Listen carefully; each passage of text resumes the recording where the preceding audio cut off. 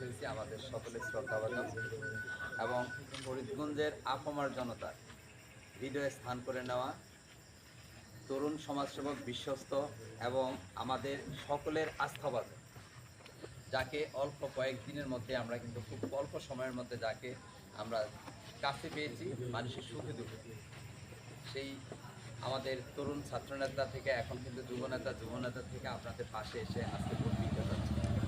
তিনি এখানে প্রার্থী হওয়ার কথা ছিলেন।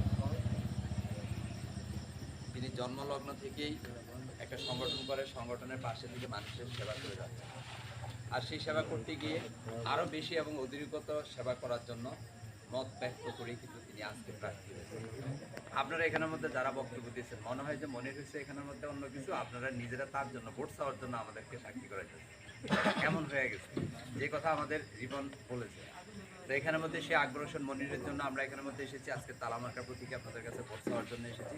নির্বাচন আর অল্প কয়েকদিন পরে কিন্তু আমাদের নির্বাচনটা, খুব অল্প সময়ে হয়তো বা আর আপনাদের সাথে এইভাবে নির্বাচনী কোনো মিটিংয়ে আমরা উপস্থিত হতে পারবো না। তাই আজকের এই মিটিংয়ের মধ্যে যারা উপস্থিত হয়েছেন আমাদের সকলের আস্থাভাজন প্রিয় এবং ফরিদগঞ্জ উপজেলা জেলা পরিষদের সাবেক সদস্য, আমাদের সকলের বিশ্বস্ত জনাব সাইফুল ইসলাম রিপন পাটোয়ারি আমাদের মাঝে উপস্থিত আছে। আমার সবচেয়ে ভালো লাগছে আজকে আরেকটা জিনিস, সেই ছাত্রনেতাদেরকে এখানে পেয়ে, বিশেষ করে এখানের মধ্যে জসিম, আনিস বা এই যে স্যারের কথা বলেন ওদেরকে পেয়ে, আবার এখানের মধ্যে মিলন ভাই আছে। আর আরও বেশি গর্বিত আমি নামাজটা পড়ার সাথে সাথে বাইরে এসে এখানের মধ্যে আওয়ামী লীগের সভাপতিরা পাইলাম, সেক্রেটারি পাইলাম, সাবেক যুবলীগের নেতারা পাইলাম, আমাদের কৃষক লীগের নেতা স্বেচ্ছাসেবক লীগের নেতারা পাইলাম। আর এখানের মধ্যে যারা উপস্থিত হয়েছে আমি হাতে গোনা অল্প কিছু সংখ্যক ছাড়া, অর্থাৎ সবাই অল্প কিছু ছাড়া 35-এর ঊর্ধ্বে সবাই কিন্তু, মানে বয়স আর কি, বয়স সীমানা হয়েছে 35-এর ঊর্ধ্বে। আমার মনে হয় আমার রাজনৈতিক জীবনে এই সর্বপ্রথম এমন একটা সুন্দর পরিবেশে আমি নামাজ পড়ে বেরিয়ে এসেই কিন্তু এই কথাটা বললাম, মানুষের সাথে আলাপ করলাম। জানিস এখানের মধ্যে যাদেরকে দেখতেছি এই ভদ্রলোকেরা যদি শুধু মুখ খুলে নয়, নিজের অন্তর থেকে যদি মনিরকে ভালোবাসে, তালামার্কা প্রতীককে যদি ভালোবেসে থাকে, ওনারা যদি মুখ খুলে পুরো উপজেলাকে ওনারা কিন্তু জয় করে নিতে পারবে। তাকে নিয়ে গর্ব করার মতো অবস্থান আমাদের আছে।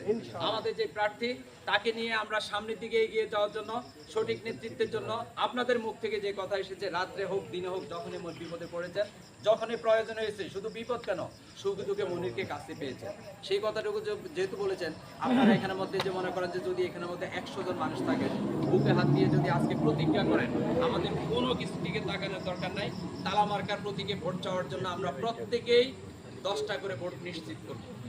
বেশি ভোট লাগে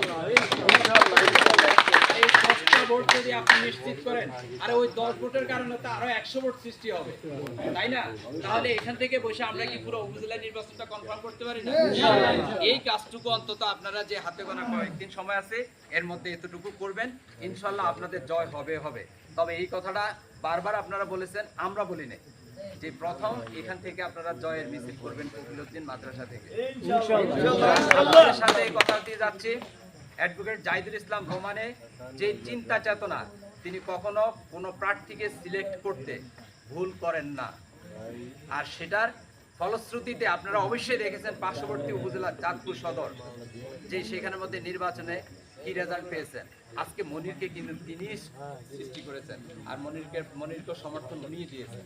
তাই আপনারা আসুন, ভালো ব্যক্তির পিছনে, ভালো মানুষের পিছনে, ভালো কাজ করার জন্য আমরা যদি এতটুকু অল্প একটু যদি সহযোগিতা তাকে করি, একটা ভোট দিয়ে যদি সহযোগিতা করি, স্বয়ং আল্লাহ কিন্তু খুশি হবে। এখানে হুজুর আছেন, আমাদের ইমাম সাহেব আছেন, আরো মুরব্বী যারা আছেন, প্রত্যেকের কাছে আরেকটা প্রশ্ন রেখে আমি কথা শেষ করব যে আল্লাহ তাআলা আমাদেরকে কোরআনের মধ্যে স্পষ্ট কথা বলেছেন যে আমি তোমাদেরকে সৃষ্টি করেছি, তোমাদের বিবেকে যা কিছু বলে তোমরা তা কিছু মেনে যাও এবং করে যাও। তোমাদের কাছে যিনি ভালো হবে আমার কাছেও সে ভালো হবে। তোমরা যাকে ভালো সিলেক্ট করবে, নির্বাচিত করবে, আমার কাছে তিনি ভালো হবে। এখন আপনাদের কাছে আমার একটু প্রশ্ন, আপনার চেয়ে কোনো দিক থেকে যদি কেউ সুন্দর কম হয়, ব্যবহারের দিক থেকে যদি তার আচরণ যদি খারাপ হয়, কথাবার্তা যদি কর্কশ থাকে, যদি আপনাদেরকে সময় না দেয়, সুখে যদি পাশে না থাকে, এই প্রকৃতির কোনো মানুষকে যদি আপনি ভোট দিয়ে থাকেন, তাহলে আল্লাহ তাআলার কাছে আপনার জবাব দিতে কি হবে? আল্লাহ তাআলার কাছে আপনার সেই বিবেকের বিচার কিন্তু কঠিন বিচার হবে। কারণ আপনি খারাপ লোককে যখন সৃষ্টি করবেন, আর ওই খারাপ লোকের দ্বারা আরো 10 জন খারাপ লোক সৃষ্টি হবে, তার মানে খারাপের মূল নায়ক কিন্তু আপনি। তাই আমি বলবো একজন ভালো মানুষের জন্য আপনারা ভোট দিবেন, ইনশাআল্লাহ আল্লাহ খুশি হবেন এবং আপনি ভালো কাজ করবেন। আগামী বিজয়ে আপনাদের সাথে আবারও দেখা হবে, কথা হবে। এখানের মধ্যে যে স্যারের জসিম স্যারের সহকারে, রুবেল স্যারের সহকারে, আমাদের যারাই উপস্থিত আছেন প্রত্যেকের কাছে কৃতজ্ঞ এবং উপস্থিত যারা আছেন প্রত্যেকের প্রতি আমাদের আন্তরিকতা, ভালোবাসা সবকিছুই থাকবে। আপনাদের কাছে ঋণী হয়ে গেলাম। এই মানুষগুলো যে এত রাত্রে এত কষ্ট করে এখানের মধ্যে আছেন, আমি আর কথা বাড়াবো না। আমাদের প্রার্থী এখন আপনাদের সামনে কথা বলবেন। আমি আমার বক্তব্য শেষ করলাম। সকলকে ধন্যবাদ। আসসালামু আলাইকুম।